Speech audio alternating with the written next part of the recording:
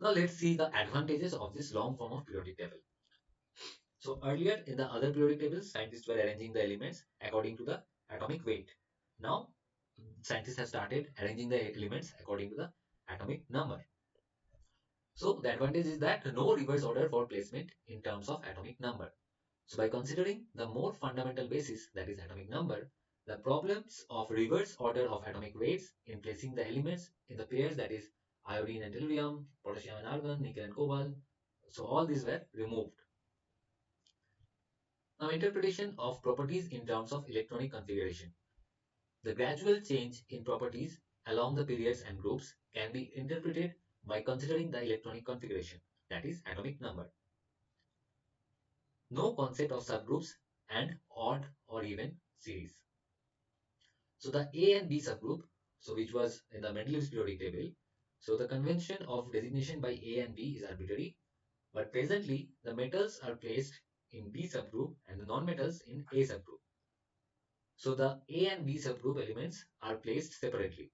So now there is no A or B subgroups in this long form of periodic table. So hence the question of odd and even series does not arise. Splitting of triad positions. So we have already seen that in the Mendeleev's periodic table, in group 8, we were keeping three elements there. So we were calling it as triad. So now it has been removed. So though the triads are placed in group 8b, in terms of electronic configurations, they are separately grouped according to IUPAC convention. Now group 8 to 10 constitute these triads. So earlier in the Mendeleev's periodic table, we were housing three elements in group 3b. Right now, we have separated them and we have given them particular groups, group 8, 9, and 10, to keep these triad elements. Next one is the positions of lanthanides and actinides. So the 14 lanthanides are not forced to be placed in a single room. In terms of electronic configurations of the 4F sublevel, the 14 lanthanides have got 14 rooms. The same thing appears for the actinides based on the electronic configurations of the 5F sublevel. So I will go back in this periodic table, and if you see, so we represent that these 14 elements, all of these 14, 14, 28 elements are here, but actually the electrons are getting filled in the F level, so F orbital. That means if you expand this, then you can find that these 14 elements are housed differently according to their atomic number. So earlier there was no proper explanation that where to put these lanthanides and actinides, but now you can give proper explanation that as the electron is going and getting filled in the F sublevel, so these will be the F block elements, and they will be housed in different rooms. So these are called rooms or house, whatever you want. Now prediction of valences and stable oxidation states. So in predicting the stable oxidation states, not the group number, but the electronic configuration is a much better criteria. So earlier we used to think that if one element is in group 3, then it will be having stable oxidation of +3. If an element is group 5, it will be having oxidation state of +5. But there was no reason of that. So now if you see the electronic configuration, from that electronic configuration, you can say that how many electrons it will lose or how many electrons it will take.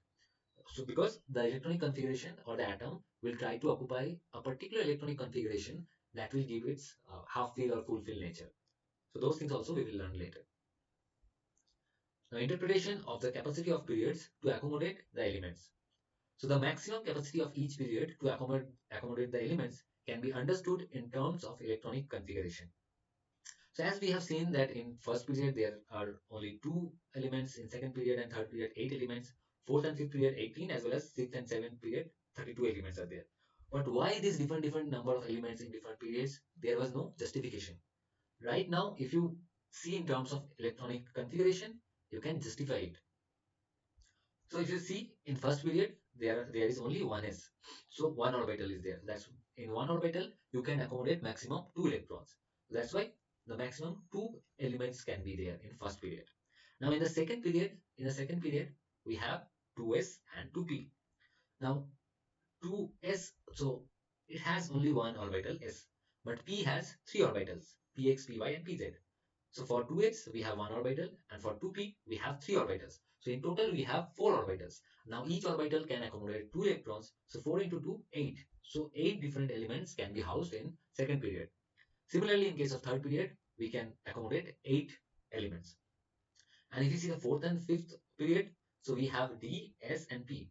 So this 3D, it has 5 different orbitals, which we will show in the later videos. And S has 1 orbital, and P, it has 3 different orbitals. So in total, 5 plus 1 plus 3, so 9 orbitals are there. And in each orbital, we can put 2 electrons. So 9 into 2, 18 electrons or 18 different elements can be there in fourth and fifth period. Similarly, in the sixth and seventh period, we have F orbital, D orbital, S and P. Now F, it has 7 orbitals. So D has 5, S has 1, and P has 3. So in total, 16 orbitals are there. So if you multiply 16 into 2, because each orbital can accommodate at max 2 electrons, so we can accommodate 32 elements in this 6th and 7th period. Now we can give a proper logic that why these different periods have different elements or capacity. Interpretation of variable valency for the transition elements and fixed valency for the lanthanides. The common oxidation state plus 3 for the lanthanides arises due to the availability of 3 valence electrons in the outer levels.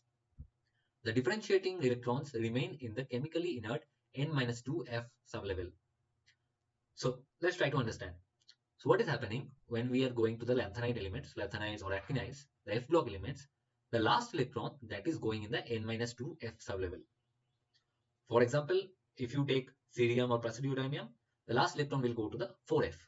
Okay, but if you see the cerium's electron configuration, you will see it is 4F1, 5D1, 6S2. So although the last electron is going to the N-2F sublevel, means 4F, but it already has 1 electron in the 5D and 2 electron in the 6S. So that's why there are 3 electrons in the N-1D and NS. So these 3 electrons can be oxidized. So that's why they have a fixed oxidation state, these F block elements. So this plus 3 comes from the N-1D and NS. Whereas this N-2F, which is accommodating that variable number of electrons, that is kind of inert. In the same way, the common plus 2 oxidation state for the D block elements arises due to the NS2 electronic configurations. For the transition series, the N-1D sublevel in which the differentiating electrons are placed is not so inert. This is why the variable valency for the transition series is a common phenomena. So in case of F block element, what was happening? The last electron was going in the N-2F, and we have total 3 electrons in the N-1D and NS. So only those 3 electrons which are in the N-1D and NS, those can be oxidized. That's why they had a fixed oxidation state, plus 3. But there's a little bit different, and the case is a little bit different in case of D block or transition metal elements. What is happening? There, in case of that, the last electron is going in the N-1D, and NS has 2 electrons, NS2. So they definitely have this plus 2 oxidation state. These 2 electrons can go and give it plus 2 oxidation state. But at the same time, they can lose electrons from the N-1D as well, because this N-1D is not that much inert. If you provide proper amount of energy, this electron can also go out.